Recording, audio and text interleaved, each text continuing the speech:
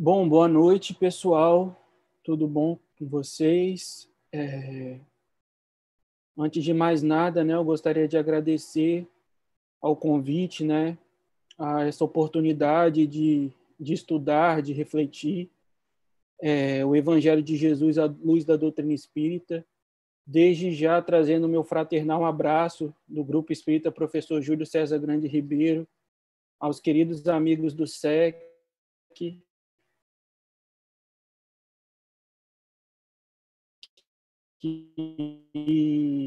vocês se sintam envolvidos pelo nosso carinho, pela nossa amizade, e também a todos os companheiros e comutos, né? Então, para a gente já dar início, eu vou fazer a leitura inicial, em seguida a prece, de um texto que eu gosto muito.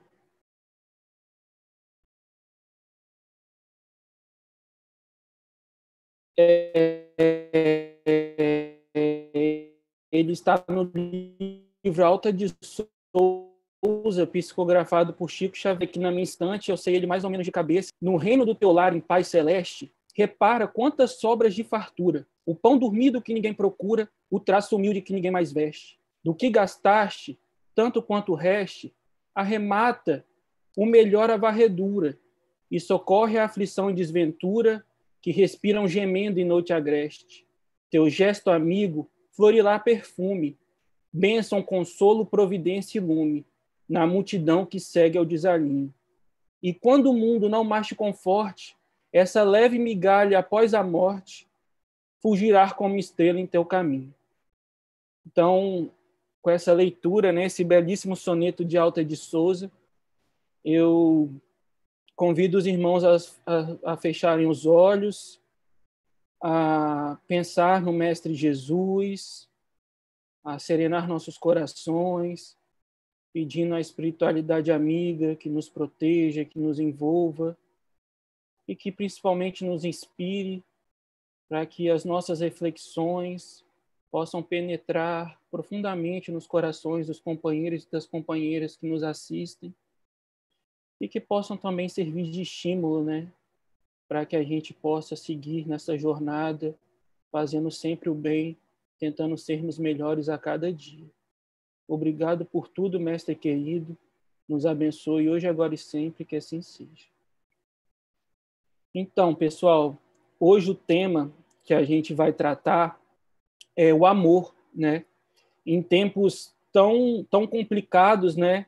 Numa vista mais imediatista e radical, muitos de nós têm experimentado de sabores, tristezas, angústias, infelicidades, medos, e trazer para a gente essa reflexão do amor é como trazer uma lâmpada em meio a tanta escuridão.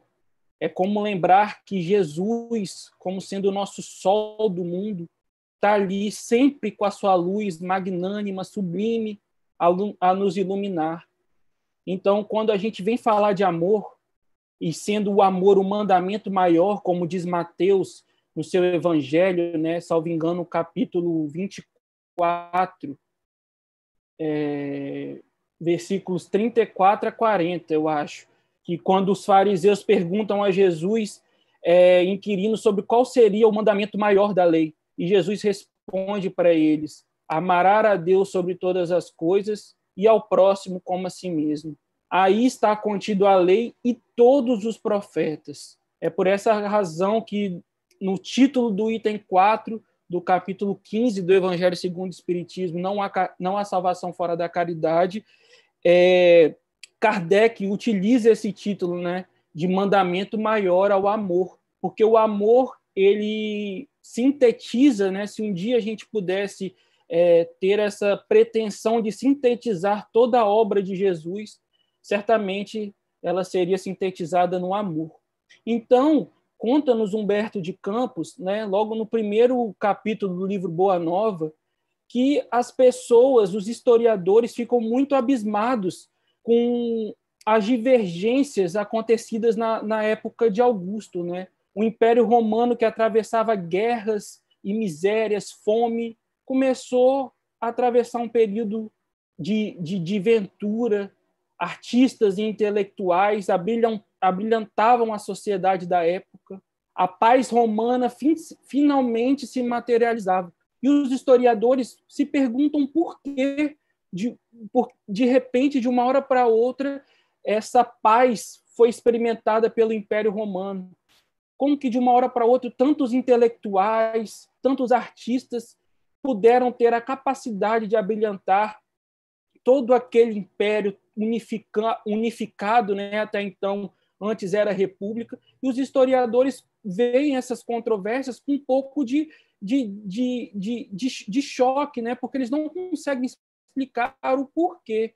Então, Humberto de Campos ele vai nos falar assim, né? É porque eles não sabem que Jesus se aproximava da terra para trazer o seu evangelho. E desde então, nas palavras de Humberto de Campos, a terra passaria a experimentar vibrações de profundo amor e beleza. Então, Jesus, quando veio à terra, ele veio no momento decisivo, porque ele veio nos auxiliar na transição da barbárie para a civilização, como diz a nossa mentora Joana de Ângeles. Ele veio numa sociedade ainda onde o direito da força sobrepunha a força do direito, onde o amor não era critério de valoração, onde a violência, onde o egoísmo, onde a inveja se faziam presentes em todas as esferas da sociedade romana. Então, Jesus, como um sol, cai em meio a essa sombra material para irradiar o amor. Só que a sua doutrina, embora tenha ofertado muito consolo e muito esclarecimento a todos, a milhares de pessoas, ela ainda não foi bem compreendida. Tanto não foi que suas ideias foram tidas como ideias revolucionárias, até mesmo ideias criminosas, motivo pelo qual mandaram matar. E não é uma morte qualquer, é uma morte de cruz, uma morte que lembra muito os aspectos de uma tortura. Lembra, não, era uma tortura, não é mesmo?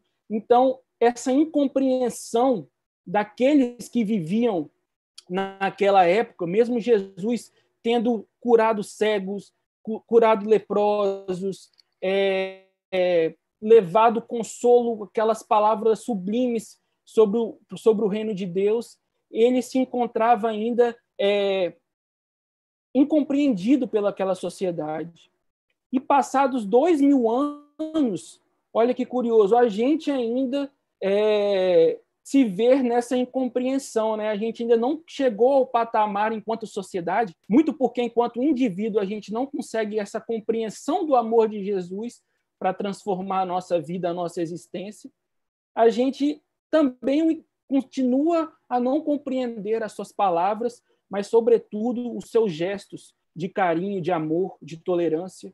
Então, é como se, desde a vitória de Constantino, que abriu as portas da hegemonia política para o cristianismo, nós temos vivido séculos e mais séculos como discípulos de Jesus. Mas, na verdade, ao invés de fazer desses conhecimentos uma ponte para a nossa edificação íntima, uma ponte para a nossa reforma íntima, para a nossa construção moral, nós fizemos guerras contra aqueles que tinham uma fé diferente de nós. Nós fizemos prisões e fogueiras para as pessoas que tinham pontos de vista diferentes de nós.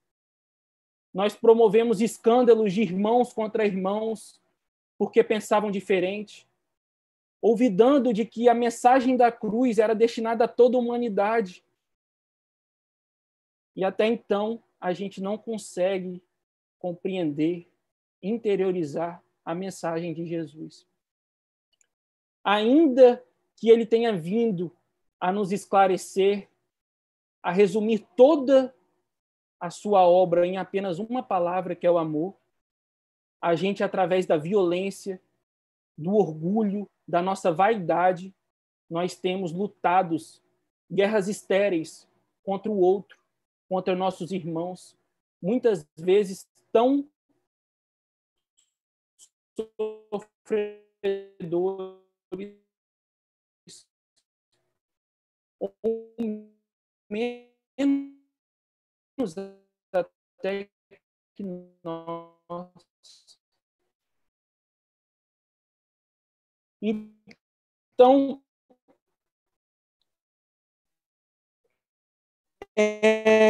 Jesus, pela exuberância de basílicas, de templo, a sua memória é lembrada, mas só de aspectos exteriores, não é só de aspectos no campo da matéria, é que a gente se faria perfeito na condição de discípulo, né? Lá no Evangelho de João, no capítulo 15, né, ou 13, versículo 35, salvo engano, Jesus diz o seguinte: os meus discípulos serão conhecidos por muitos se amarem. Mas a gente ainda não compreendeu isso. A gente quer ser reconhecido pela força bélica que temos. Nós queremos ser reconhecidos pela fortuna material que carregamos, pela roupa que vestimos, pelo tênis, pelo que comemos, com quem andamos, quais livros lemos, esquecendo que João deixou essa advertência muito clara em seu evangelho, quando Jesus disse que os seus discípulos serão conhecidos por muitos se amarem. E nós não temos nos amado. Nós não temos experimentado desse amor, muito porque ainda caminhamos contra tudo que foi pregado e tudo que foi vivido por Jesus. Então, quando a gente fala desse amor, a gente pode se perguntar, né? Que amor é esse que a gente tem falado? De que amor é esse que Jesus fala, né? Porque se a gente pensar no nosso vernáculo, né, na língua portuguesa, o amor é uma palavra que pode abranger vários tipos de relações, né? No antigo dicionário grego, a gente tinha o amor filia, né, no sentido de filia, que é aquele amor de amigos, o amor storge, que era aquele amor destinado aos laços de afetividade familiar, o amor eros, que é aquele amor que designava o amor entre namorados, entre pessoas que se apaixonavam, né? E o amor ágape, que é aquele amor sublime, aquele amor universal. É desse amor que a gente fala quando a gente fala do amor de Jesus. Então, é um amor que é capaz de abranger, de abraçar tudo e todos, que também é conhecido como caridade, né? Ele pode ser entendido, esse amor de Jesus, como também caridade. E o que é a caridade, se não a benevolência para com todos, a indulgência com as imperfeições dos outros e o perdão das ofensas, como nos ensina, né, a lição 886 do Livro dos Espíritos, quando Kardec pergunta aos espíritos qual o sentido de caridade como Jesus a compreendia, e os espíritos respondem assim: benevolência para com todos, indulgência com as imperfeições alheias e perdão das ofensas.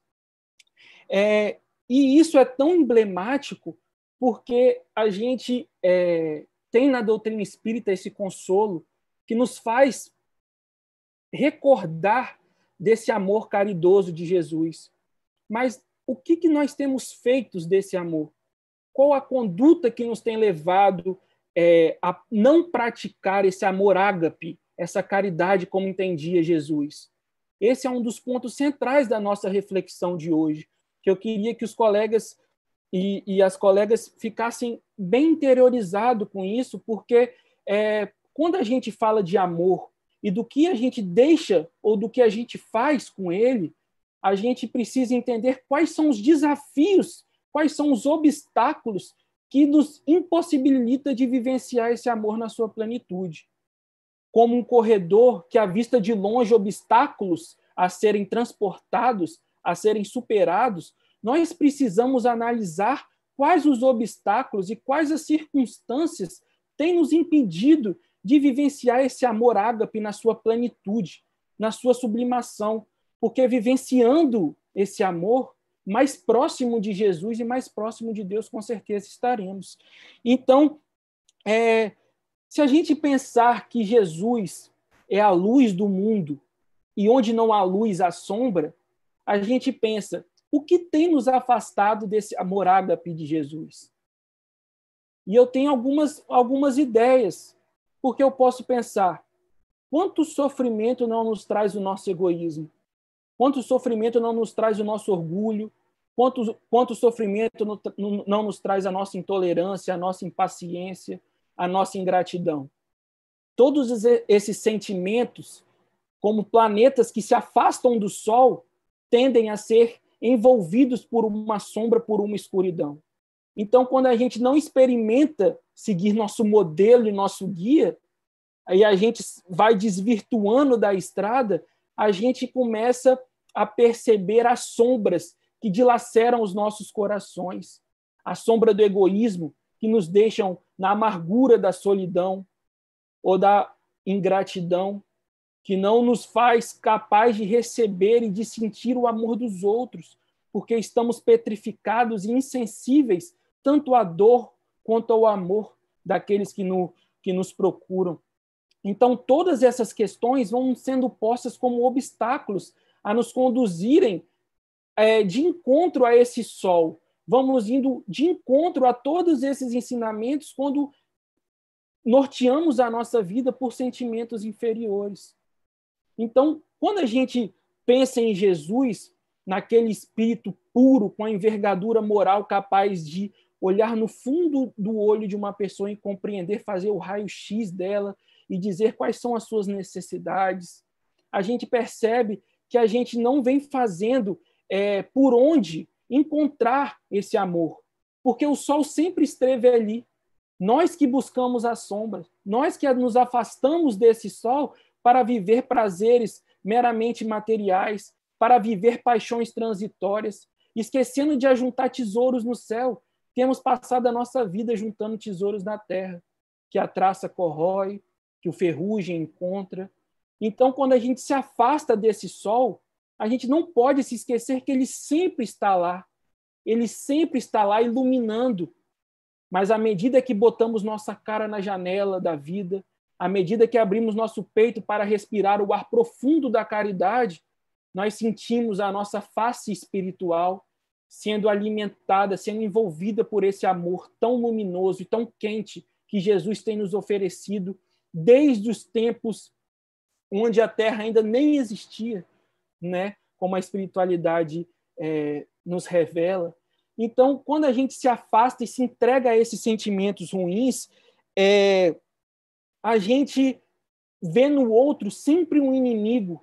Convidados a participar de uma tarefa edificante no bem, a gente passa a ver aqueles irmãos necessitados como inimigos. A todo momento temos sido intolerantes com as falhas e com as imperfeições dos outros. Vivemos chorando, reclamando, lamentando. Por isso a gente consegue se prender nesse círculo onde só as nossas necessidades bastam.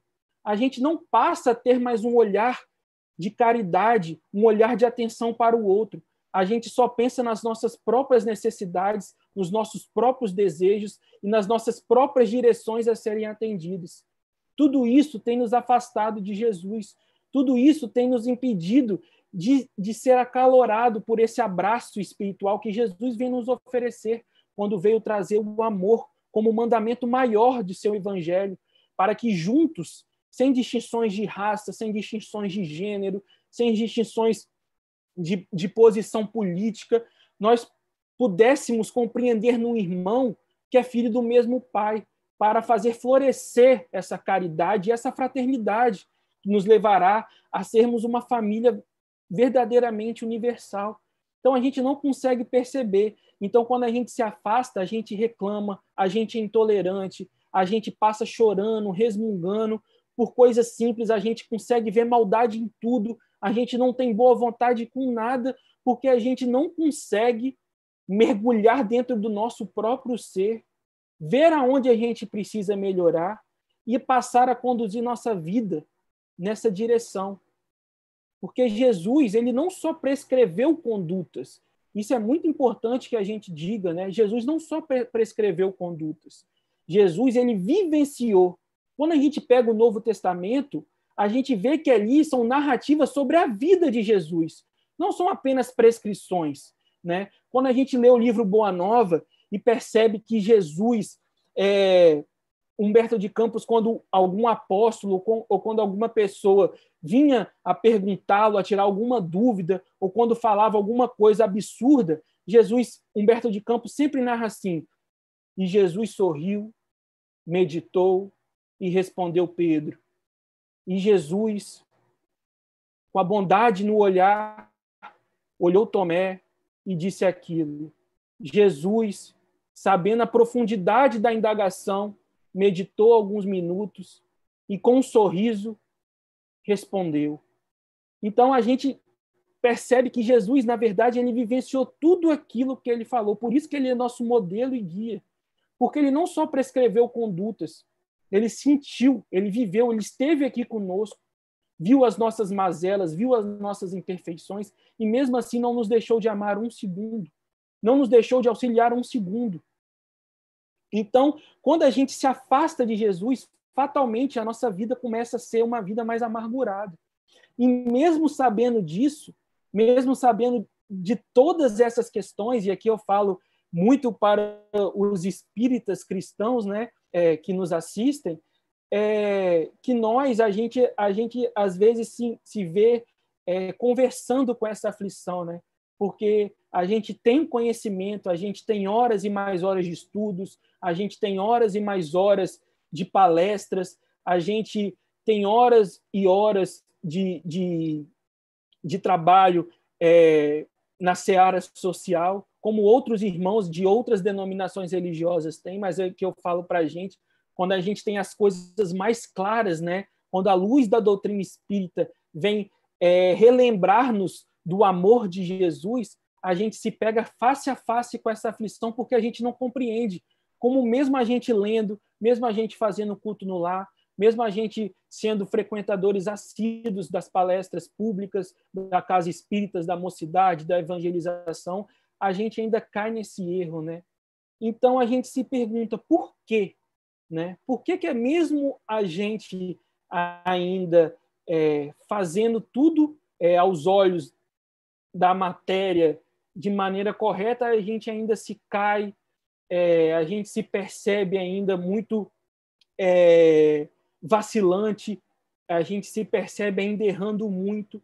Então, eu gosto muito de trazer a figura do apóstolo Paulo, porque, particularmente, eu tenho um afeto muito grande por ele, porque a gente vai vivenciando essa era da internet, né, de cancelamentos, de linchamentos virtuais, de julgamentos muitas vezes precipitados. E eu fico a imaginar quantos de nós não tentaria criar obstáculos para que Saulo tivesse se transformado em Paulo, né? Quantos de nós passaríamos a nossa existência toda jogando na cara de Paulo que ele matou Estevão, que ele permitiu que Estevão fosse apedrejado e de que dali em diante nada que ele viesse a fazer teria valor. Então, quantos de nós, nos dias de hoje, não vemos muito Paulos, muitos Pedros, nas figuras mais corriqueiras do nosso dia a dia, né? E tratamos com essa rigorosidade que não temos para com os nossos próprios erros. Então, eu gosto muito da figura do apóstolo Paulo, justamente por ele ter não se apegado ao erro, ter dito, muito cedo falhei, então abriu-se um abismo entre mim e um Cristo. Então, ele precisava trabalhar para encurtar esse abismo, arregaçou as mangas e foi. Então, ele se permitiu que o Saulo diminuísse para que Paulo pudesse florescer. A partir de uma construção íntima, ele trouxe para a gente como é vivenciar nas mais sublimes, nas mais diversas tarefas do nosso dia a dia, a condição de discípulo de Jesus. Então, o apóstolo dos gentios, quando a gente se faz essas perguntas, né? Por que mesmo eu sabendo tudo, por que mesmo eu lendo o Novo Testamento, por que mesmo eu sabendo o Livro dos Espíritos, todas as 1019 perguntas de cor, mesmo eu sabendo todos os capítulos e todos os itens do Evangelho segundo o Espiritismo, mesmo tendo o Pentateuco de cor e salteado 3 milhões de vezes, eu ainda não tenho a capacidade de me libertar desses sentimentos ruins. Então, o próprio Paulo, na sua carta aos Filipenses, no capítulo 2, versículo 21, vai nos dizer, porque muitos de nós temos procurado nós, ao invés do Cristo. Muitos de nós, nas nossas tarefas, temos procurado nós mesmos, as nossas próprias satisfações pessoais, ao invés de procurar Cristo, ao invés de, no trabalho, no bem, ao invés de, no estudo edificante, promover e divulgar o evangelho para que muitos outros corações possam ser tocados por esse amor, né? Então, quando Paulo diz isso, Emmanuel, numa lição muito linda também, ele vem comentar justamente esse capítulo 2, versículo 21 da carta de Paulo aos Filipenses. E ele intitula essa lição, no livro Fonte Viva, chamada A Cortina do Eu. E ele vai dizer que muitos de nós, né, a gente tem esse apego excessivo, essa síndrome de Narciso muito presente em nós. Como Paulo vai dizer, né, Emmanuel nos diz que a gente, em todas as tarefas, em todas as pessoas, nós buscamos nós mesmos ao invés de buscar o Cristo. Aí ele vai falar, nas nossas relações com os nossos entes queridos, a gente ama eles porque a gente se vê neles. Mas a partir do momento em que a gente tem uma decepção, a partir do momento que a conduta daquela pessoa passa a não atender às nossas expectativas, a gente de imediato passa a descartar essa pessoa, né? É muito o que um sociólogo polonês, Zygmunt Bauman, vai tratar dessa modernidade líquida em que a gente descarta as pessoas com muita facilidade. E Emmanuel, quando ele está analisando essa passagem da carta aos Filipenses, no título A Cortina do Eu, ele vai falar: muitos de nós se quer ver no outro a nossa imagem e semelhança, como Narciso busca o espelho para se ver. Então, a gente não permite que o outro tenha a sua individualidade, a gente não permite que o outro pense diferente de nós. Então, imediatamente, a gente passa a se afastar dessa pessoa, a gente passa a descartar, porque essa pessoa não fez aquilo outro da forma como a gente gostaria, não da forma como ela entendia ser correto fazer. A gente não permite que essa pessoa tenha um exercício do seu livre-arbítrio. Então, a gente se decepciona, então a gente a descarta, né? A mesma coisa ele vai falar nas tarefas do bem, né? E aqui eu trago para a gente nas tarefas espíritas, isso é muito comum. E o Álvaro Cris, né? Sobre como o desafio do movimento espírita está contido nessa cortina do eu, né? Que a gente quer ter a nossa vida sempre privilegiadas, né? A gente está na tarefa, muitas vezes, em busca de aplausos, em busca de reconhecimento, em busca de um afago para o nosso ego. Então, quando a gente está ali na atividade espírita, direcionando, por exemplo, uma entrega de cesta básica, e vem um companheiro com uma ideia muitas vezes positiva, que vai frutificar um trabalho muito mais proveitoso, um trabalho muito mais completo. Mas como não tem a nossa digital, a gente já passa a desconfiar, pode fazer dessa maneira. Então, nós, buscando nós mesmos nas tarefas espíritas, né, nas tarefas que a gente conduz dentro do centro espírita, a gente passa a já perder um pouco do tesão, um pouco do entusiasmo naquela tarefa, porque a gente não, como Narciso, a gente não está se enxergando. Então, como o Narciso não acha feio tudo aquilo que não é espelho, a gente também passa a desconsiderar. Muitas vezes nos rejubilamos, nos enchemos de alegria quando compartilhamos, quando dividimos nossas fortunas, quando damos esmola, mas, ao mesmo tempo, nós não temos um sorriso de boa vontade quando a gente está ali na condição de receptor, quando a gente é aquele necessitado que necessita de um abraço, de uma palavra reconfortante, de um estímulo financeiro, né, para se reerguer nessa vida. Muitas vezes a gente se sente travado, a gente tem dificuldade porque a gente não entende que dar é muito importante, mas também receber, saber receber também é muito importante. E aí eu me lembro do capítulo 12 do livro Boa Nova, né, um livro que eu gosto muito, intitulado Amor e Renúncia, onde Pedro, né, após as bodas de Caná, onde Jesus transforma a água em vinho, Pedro pergunta para Jesus se aquela transformação da água em vinho não seria um auxílio à replicação de tarefas mundanas, né?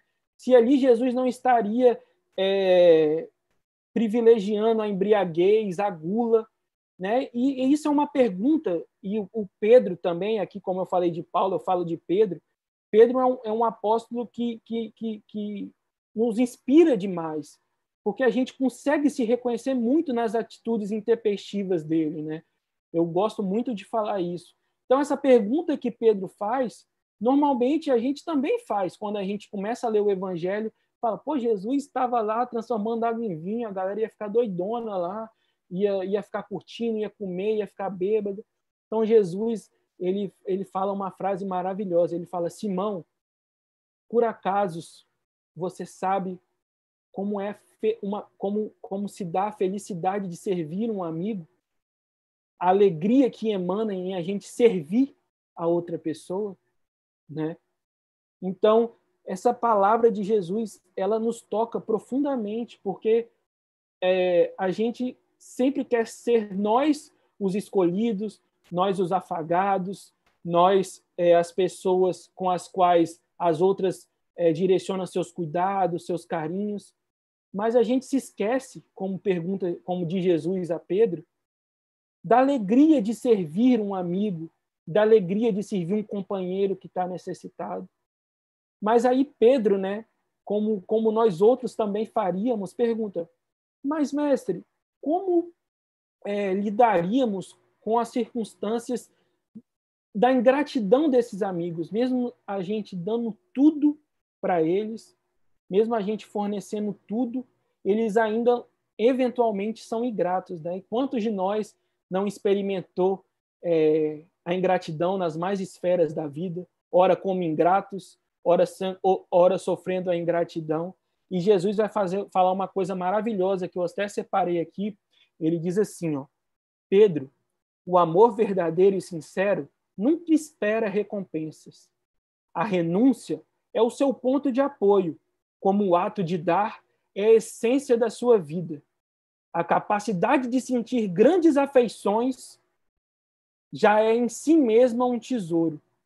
Olha que coisa linda, a capacidade de sentir grandes afeições já é por si só um grande tesouro. Isso aqui é de uma profundidade tão grande que eu acho que a gente precisaria de, no mínimo, umas 10 encarnações para entender. Porque Jesus está falando o seguinte, só de você sentir amor, de você se despertar auxiliando o outro, isso por si só já é de uma maravilha que a gente não tem noção. Mas muitos de nós ainda necessita dessa compreensão, desse sinal de agradecimento, desse reconhecimento. E o próprio Jesus vai dizer, na continuidade dessa fala dele, que seria legal, é legal a gente ter esse reconhecimento, mas a gente tem que entender que não é o principal. O principal é que a gente tenha um reconhecimento de Deus nas nossas próprias tarefas. Então, quando a gente se coloca na tarefa de atender o outro, seja no atendimento material, seja no atendimento fraterno, ouvindo, consolando, a gente não tem que buscar essa recompensa, porque é só a gente pensar quantos irmãos nossos encontram-se mergulhados nas profundezas de ainda não terem noção do que é sentir carinho, do que é sentir afeto por outra pessoa. Quantos irmãos nossos se rejubilam, são felizes fazendo intrigas, fazendo calúnias, promovendo guerras de pessoas contra pessoas. Quantos irmãos nossos acham bonito odiar, dividir, permanecer no egoísmo, permanecer na vaidade? Quantos de nós não consegue compreender ainda que só o ato de você ter seu coração aberto como uma terra fértil para semear, né? Quando Jesus fala a parábola do bom semeador, e o semeador foi a semear, encontra o espinho, encontra a pedra e também encontra a terra fértil. Então, quando a gente se rejubila só de auxiliar, por si só o nosso coração já floresce, porque ali estamos promovendo a terra fértil que nos levará à edificação íntima do nosso altar. Então, essa fala de Jesus assim, é maravilhosa, porque a gente não consegue perceber essas questões, porque Emmanuel fala, a gente não percebe porque, infelizmente, a gente ainda está com a cortina do eu tampando a nossa visão. Então, descortinar, tirar, botar a nossa cara no sol espiritual que é Jesus, é fundamental para que a gente passe a pautar as nossas vidas de uma maneira diferente, de uma maneira em que a nossa construção seja pautada por amor, por fraternidade, por perdão, por tolerância, né? E isso assim é fundamental, porque eu volto a falar uma preocupação que eu tenho, assim, que às vezes me angustia, e isso eu falo também principalmente para mim, né? É que nós do movimento espírita, a gente às vezes encontra um trabalho, encontra um companheiro numa situação de transformação e já exigimos dele a perfeição. A gente vê pessoas, né? Por isso que eu falei lá atrás de Paulo, que muitos de nós não aceitaria a virada na vida de Paulo, porque a gente continuaria tratando ele como Saulo, porque a gente quer ali de imediato a perfeição. A gente não quer que a pessoa tenha um passado de erros, um passado de equívocos, como todos nós temos, mas a gente esquece disso. E quando Jesus vem trazer o amor, né, a caridade em forma de tolerância, ele vem nos dizer, calma, antes feito do que perfeito, porque não se pode aperfeiçoar ainda o que não foi feito. Então, quando a gente começa no trabalho, a gente sempre busca a perfeição, né? Então, a gente vê uma palestra, a gente fala, e aí, fulano, você gostou da palestra? Né? O Haroldo vai falar muito isso. Não gostei. Você viu a camisa dele? Você viu como estava o fone dele? Nossa, eu achei o nariz dele um pouco diferente, né? Nariz torto. Então, a gente ainda tem esses vícios de exigir sempre a perfeição que a gente ainda não se encontrou. Então, a gente lembra também desse livro Boa Nova, né? Do capítulo 7, quando Jesus pergunta a Tadeu, por que reclamas do outro aquilo que você ainda não edificou em si? Por que você quer que o outro tenha uma atitude que você ainda não teve? Então, como a gente ainda é imperfeito, como a gente pode exigir perfeição do outro?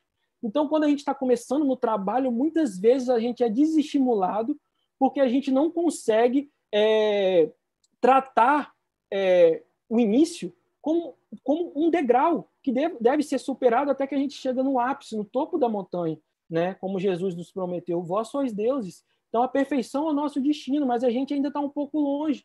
E a gente não se dá conta, a gente dá conta com a gente, né? Porque a gente é muito tolerante com os nossos erros, mas com os erros do próximo a gente nós somos juízes implacáveis, né?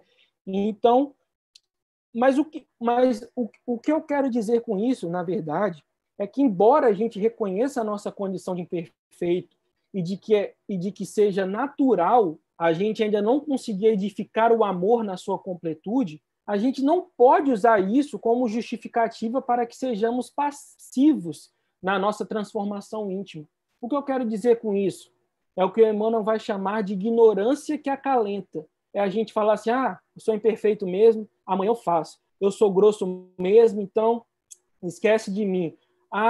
Eu sou assim mesmo, na próxima encarnação eu melhoro, amanhã ou depois eu penso, eu reflito sobre isso, eu não quero saber se eu magoei A ou B, eu só quero que vocês me esqueçam porque eu sou assim. Quem não gostou, quem não gostou vai procurar outra pessoa, vai procurar outro Gabriel, porque esse aqui não serve para você, porque eu sou assim. Minha mãe me fez assim, né? É a síndrome de Gabriela, né? Que a gente fala. Síndrome de Gabriela, eu nasci assim, você sempre assim, etc, etc, etc. Então, a gente usa essa ignorância que acalenta como um empecilho para que a gente possa refletir, porque o propósito dos nossos defeitos, das provas e das expiações, nas suas mais variadas facetas, é que possamos refletir para interiorizar e transformar a dor, o sofrimento, a angústia, os maus sentimentos em coisas edificantes. É a gente jogar a semente na terra fértil do nosso coração. Então, a gente ainda não percebe isso. A gente se apega a essa ignorância que acalenta, como o Emmanuel vai dizer, né? Eu acho isso muito lindo. Essa ignorância que acalenta nos atrasa, porque a gente se encontra numa situação de passividade, né? Então, muita gente acha que a caridade ela é a tolerância ao mal, né? Quando a gente fala que deva ser tolerante, né? Um dos atributos da caridade é a tolerância com as imperfeições, a indulgência com as imperfeições alheias, na verdade, você ter noção de que ali há um irmão que necessita de ajuda e que o mal vai ser, com o andar de sua evolução, retirado. É um irmão que se encontra doente. Quando a gente encontra um motoqueiro que acabou de sofrer um acidente na terceira ponte, todo estrupiado, todo machucado, a gente não olha aquela pessoa com um olhar de complacência, com um olhar de ternura, porque a gente sabe ali que tem alguém gravemente ferido.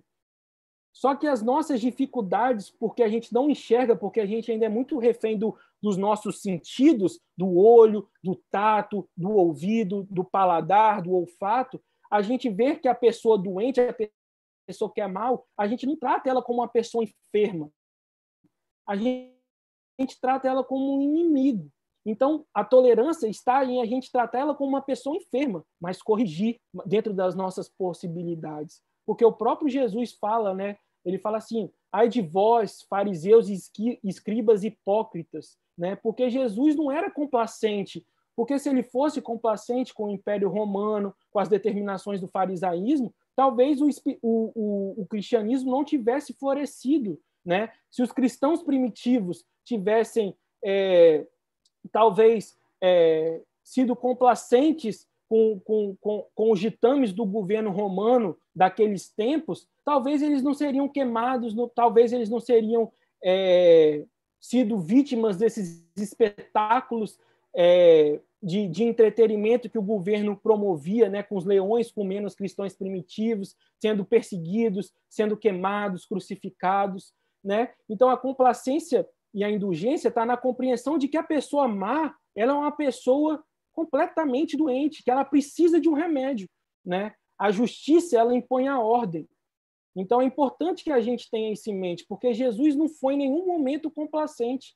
Ele se revoltou quando as pessoas comercializavam no templo, ele se revoltou diante de injustiças, ele, numa sociedade altamente machista e hipócrita, intercedeu pela mulher adúltera, né? Ele viu em Maria de Magdala, Maria Madalena, ele viu ela, aquela que seria uma discípula, uma seguidora tão fiel, que fez um trabalho tão lindo no Vale dos Leprosos. Jesus conseguia fazer esse raio-x, né? Então, o Jesus, ele é o nosso mestre, o nosso modelo e guia, justamente porque ele nos conduz, porque ele fez tudo aquilo que a gente precisa fazer para alcançar a perfeição. Quando Jesus, lá no livro Há 2000 anos, olha Públio Lentulus e fala para ele assim: olha, está no seu querer me seguir agora ou daqui a milênios. Jesus ali já fazia o raio-x, onde muitos de nós até hoje enxergam os Públio Lentulus da vida, Jesus já enxergava o Emmanuel lá na frente. Onde muitos de nós enxergam os Saulos da vida, Jesus e Estevão, né? Quando Estevão está sendo apedrejado, no livro Paulo e Estevão, já enxergava Paulo de Tarso, o apóstolo dos gentios. Então, a gente não tem ainda essa capacidade. Então, a tolerância não é com o mal, é em compreender que ali, aquela pessoa que erra, como nós outros erramos, precisa de ajuda, precisa de um tratamento, como um enfermo precisa de um medicamento. Qual vai ser esse medicamento? A gente precisa, como a gente diz no direito, analisar o caso concreto. Mas é exatamente isso. Então, não confundamos, né, essa tolerância com passividade, com não se indignar com as injustiças, com o mal feito, porque Jesus se indignava, Jesus lutava contra os malfeitos, Jesus buscava, através da sua pedagogia do amor, curar o espírito dessas pessoas para que elas pudessem seguir sua jornada. E é isso que ele faz com a gente. Então, quando a gente pensa no amor, né, a gente precisa burilar o amor, como Emmanuel vai dizer no livro Pensamento e Vida, né, na lição 30, ele é o hálito do Criador no universo. O amor está em nós. A gente só precisa tirar o excesso. A gente só precisa burilar. O amor nasce conosco. Então, quais são os excessos que a gente tem que tirar para a gente poder experimentar e aproximar desse amor? A gente precisa tirar o excesso do ciúme. A gente precisa tirar o excesso da vaidade, do egoísmo, do orgulho, da ingratidão, da impaciência.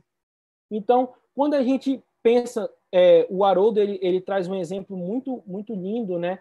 que o Rodin, aquele escultor que fez aquela peça, aquela obra de arte, O Pensador, quando perguntado para ele como que ele fez para fazer essa peça tão bonita, porque ele só tinha um bloco de mármore, ele vai falar assim: ué, ela já estava ali a todo tempo, eu só tirei o excesso. É a mesma coisa com a gente, né? O amor já está na gente, a gente só precisa tirar o excesso. A partir do momento que a gente tira o excesso do egoísmo, das nossas imperfeições, a gente vai conseguindo encontrar o amor. A gente vai burilando até que a gente edifique o amor no nosso altar íntimo.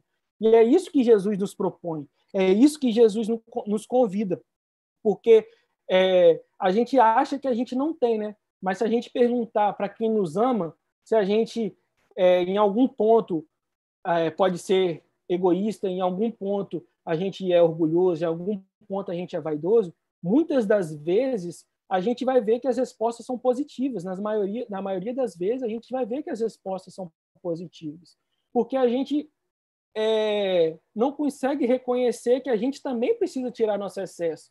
A gente precisa esculpir as emoções para que o sentimento amoroso possa florescer. E esse é o trabalho, isso que deve movimentar, isso que deve pavimentar a nossa direção, as nossas vidas. Devemos buscar sermos melhores a todos os dias. Devemos buscar sermos melhores do que fomos ontem. Isso é o nosso desafio diário. Isso é a proposta da reforma íntima, né?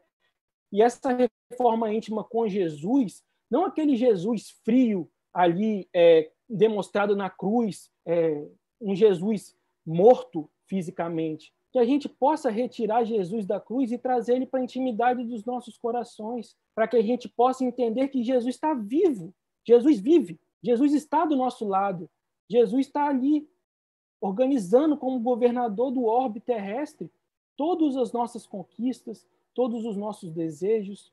Então, ele está do nosso lado para nos amparar. Então, quando a gente faz esculpe a nossa pedra de mármore de maus sentimentos, a gente vai encontrar o amor. Porque muitas das pessoas entendem que o amor cristão ele só é visto de uma perspectiva de conversão. Só é possível você vivenciar o amor se você se converter. Então, isso tem afastado muitas pessoas da ideia de que Jesus, quando o Espiritismo, né, traz essa consolação lá na pergunta 886, do que é caridade, ele vem universalizar o entendimento mais sublime que há do que Jesus espera que nós façamos, do que nós vivenciamos na nossa vida, né? Então, eu gosto muito de pensar assim, né? A gente precisa, para vivenciar o amor como mandamento maior, retirar o excesso de tudo aquilo que não nos permite caminhar para frente, que nos mantenha na sombra e que nos impossibilita de viver na luz, né? Em direção à luz. Então, porque quem ama, na verdade, quem ama, quem vivencia o amor, quem é capaz de ir se burilando aos poucos, compreende, né? A lama não incomoda a luz. Você não mais vai se sentir melindrado, porque você sabe que naquele companheiro que erra há muito mais ignorância do que maldade, né? Jesus vai falar para Tadeu: os homens são muito mais ignorantes do que maus. Então a ignorância um dia acaba. Como a gente aprende a ler e a escrever, como a gente aprende a somar, a multiplicar e vai passando para as equações nas etapas da pedagogia escolar, nas etapas da pedagogia do espírito, a gente também vai passando, a gente vai tendo essas fases, até chegarmos no grau de espíritos puros. Então, a gente não consegue perceber todas essas questões.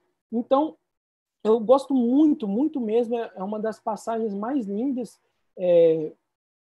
de Paulo, né, que eu quero trazer para a gente já encaminhando para o nosso encerramento, a carta dele, a primeira epístola aos Coríntios, no capítulo 13, e a parte lírica, né, todo mundo já sabe, né, com aquela: ainda que eu falasse a língua dos homens e a língua dos anjos, se eu não tivesse amor, e aqui eu falo do amor ágape, da caridade, eu nada seria.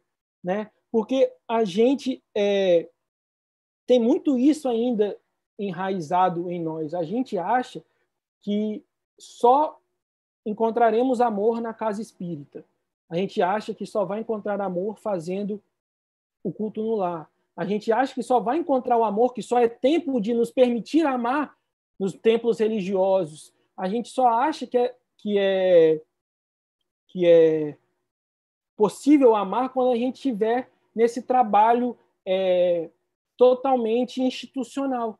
Quando, na verdade, o Paulo vai falar, né, ainda que você doe 1000 cestas básicas, ainda que você fale a língua dos anjos, ainda que você consiga se comunicar com a espiritualidade superior, se você não tiver amor, nada disso valerá. Se você não tiver caridade, nada disso valerá, né? Então a gente se apega muito às ocasiões para exercitar nosso amor. Então eu vou fazer amor lá no domingo, lá na igreja. Eu vou fazer amor lá no estudo da mocidade. Eu vou fazer amor, né? Fazer amor, né? Praticar o amor no exercício do amor ágape, é só nessas situações. E aí Jesus, né, como diz o Evangelho de Mateus, vai nos perguntar, né, quando Mateus bota lá no juízo final, Jesus vai falar assim: você deu de comer a quem teve fome, deu de beber a quem teve sede, deu de vestir a quem estava nu, foi me visitar enquanto estava enfermo, enquanto estava preso? Aí as pessoas vão perguntar, mas como assim, Jesus? Quando é que você esteve com fome e não te demos de comer? Quando é que teve sede e não te demos de beber? Quando é que teve preso e não fomos te visitar? Quando esteve enfermo e não fomos te visitar? Porque Jesus e o amor se encontram em cada um de nós. Os nossos companheiros que hoje sofrem as mais diversas mazelas sociais, nos palácios ou nos presídios, que experimentam as mais diversas dificuldades que a nossa encarnação ainda nos impõe, eles são essas pessoas. É possível amá-los e neles encontrar Jesus. É isso que Jesus está falando. Você não precisa esperar a condição perfeita para amar. Você não precisa esperar o momento perfeito para exercitar o amor, para exercitar a caridade.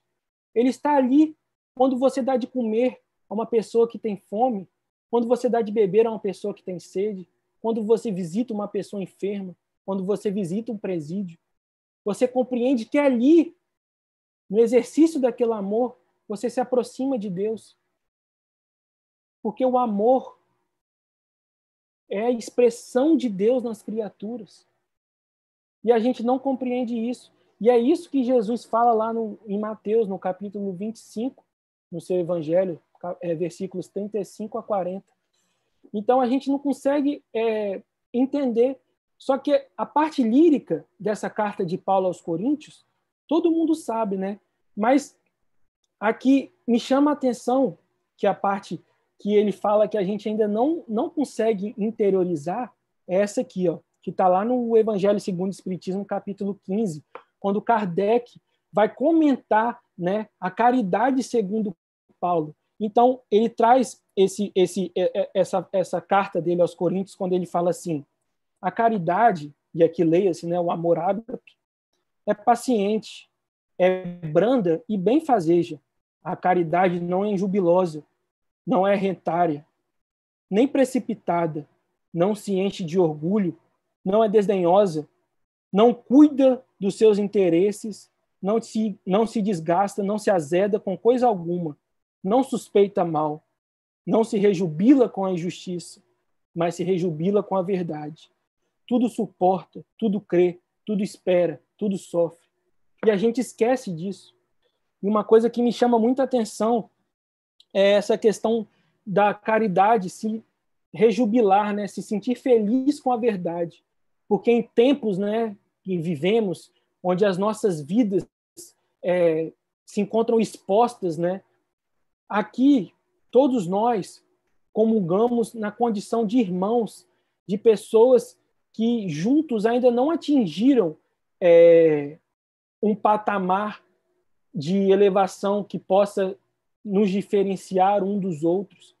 Nós todos somos aprendizes na mesma escala evolutiva.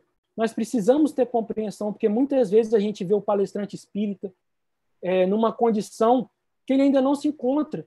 Então, quando a gente divide todas essas relações, a gente está comungando numa reflexão conjunta. Nós não estamos aqui a prescrever condutas como se nós já estivéssemos alcançado tudo isso que eu estou falando. Eu também preciso de muito me esforçar em entender que o amor, que a caridade, é um exercício diário. A gente se encontra, né? Eu também me vejo e me busco, e não busco Cristo muitas das vezes nas minhas atitudes.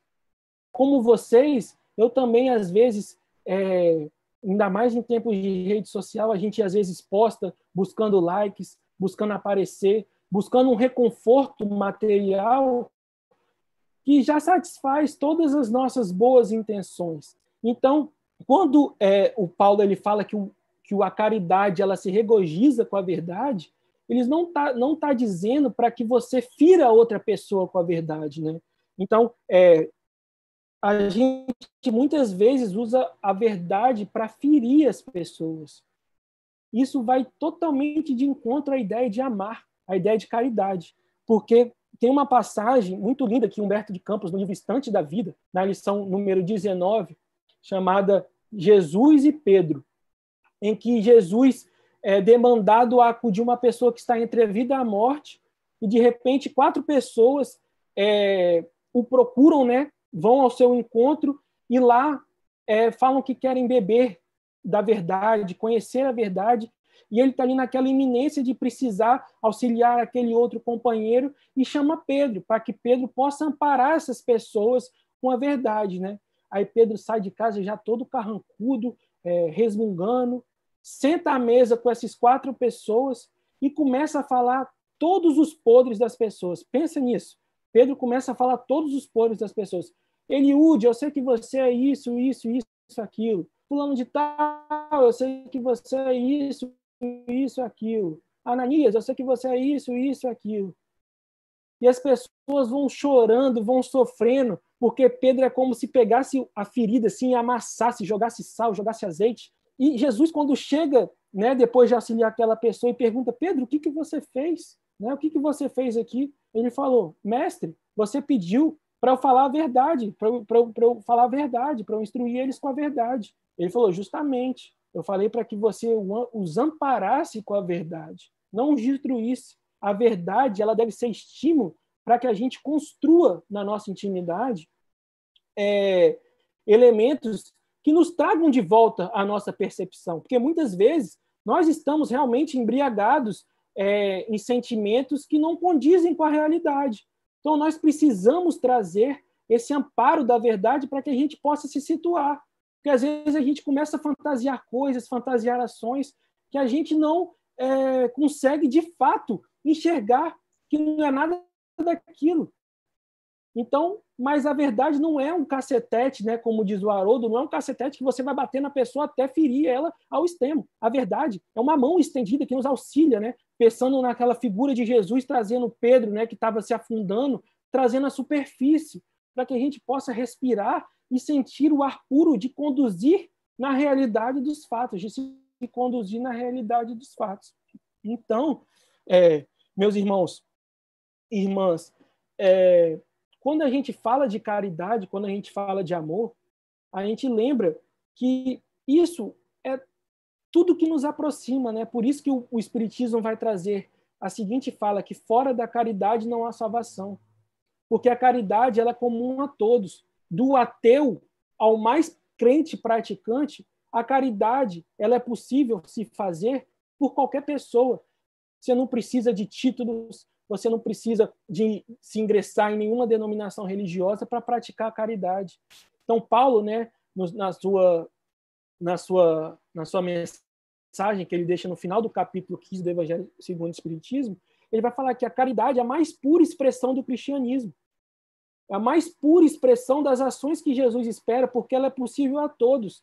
Você não precisa ser espírita para praticar a caridade. Você não precisa ser católico para praticar a caridade. Não precisa ser evangélico, não precisa ser ateu.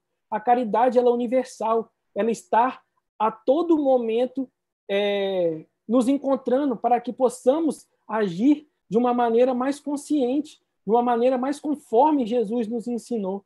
Então, a caridade é essa virtude ativa que nos alçará, que nos permitirá alçar voos evolutivos muito maiores. Então, eu já estou finalizando, né, agradecendo de novo aos companheiros da Casa Espírita Cristã pela oportunidade, neste momento de coronavírus em que temos enfrentados uma infinidade de sentimentos, ter essa oportunidade de parar e refletir sobre amor, sobre Jesus, é sempre um bálsamo, né? É sempre uma luz que ilumina, que aquece o coração e que nos estimula a seguir em frente, sempre com fé, né? Porque a caridade tudo suporta. Então a gente vai superar todas essas dificuldades, né? A começar pela nossa própria intimidade, a começar pelas nossas próprias tarefas para conosco, né? Então eu agradeço imensamente, deixando aqui uma última passagem que está lá em João, capítulo 21 do Evangelho de João, versículo 27, em que João passa a narrar como que Jesus começou a recolher o apostolado para que pudesse dar início à sua obra, né? E nesse versículo 27 do capítulo 21 de João, ele diz assim: e perguntando pela terceira vez, Simão, filho de Jonas, tu me amas? Jesus, quando nos convida, quando convidou Pedro, né? E Pedro, quando ouve pela terceira vez, depois de ter dito outras duas vezes que amava Jesus, Pedro até se sentiu um pouco constrangido porque achou que Jesus estava duvidando dele, né? Então, quando na verdade Jesus, quando ele nos convida a comungar com a caridade, com esse mandamento maior, com esse amor ágape, ele não quer saber se temos mestrado, se temos doutorado, se temos uma condição financeira boa, se temos a família perfeita aos olhos do mundo, se temos condições e se sabemos todas as 1019 perguntas do Livro dos Espíritos, se a gente já decorou a Bíblia de cós salteado. Ele só quer saber uma coisa: se nós os amamos. Porque através do amor, através dessa virtude, mãe de todas as outras, né, a caridade, é capaz da gente mover montanhas, transformar as nossas dificuldades em bênçãos. Então, que a gente não desperdice e lembre sempre dessa frase de Jesus a Pedro: Pedro, tu me amas? Porque Jesus está a dizer: Gabriel, tu me amas? Então vive de uma maneira mais equilibrada. Vive o amor na sua forma mais sublime, porque a gente só tem a ganhar. Então, eu agradeço demais essa oportunidade, me desculpando por qualquer coisa e trazendo aos irmãos novamente esse abraço fraternal, envolvido pela mais profunda emoção de estar aqui com vocês. Então, eu vou fazer a nossa prece para que a gente possa encerrar a reunião. Pedindo aos companheiros e companheiras que fechem os olhos, imaginando um cenário de venturas, onde Jesus, ao nosso encontro, nos verdes campos da Galileia, nos abraça e nos convida a fazer diferente, a sermos melhores. Que neste momento, Mestre, envolvidos pela gratidão que emana dessa linda oportunidade, pedimos que nos conduza e nos abençoe, hoje, agora e sempre, para que tenhamos bom ânimo e coragem nesses momentos tão difíceis que atravessamos, de seguir acreditando no amor, acreditando no perdão, acreditando na tolerância, como forma de nos transformarmos pessoas melhores, pessoas aptas a auxiliar a todos aqueles que nos procuram. Muito obrigado por tudo, Jesus. Nos abençoe hoje, agora e sempre, que assim seja.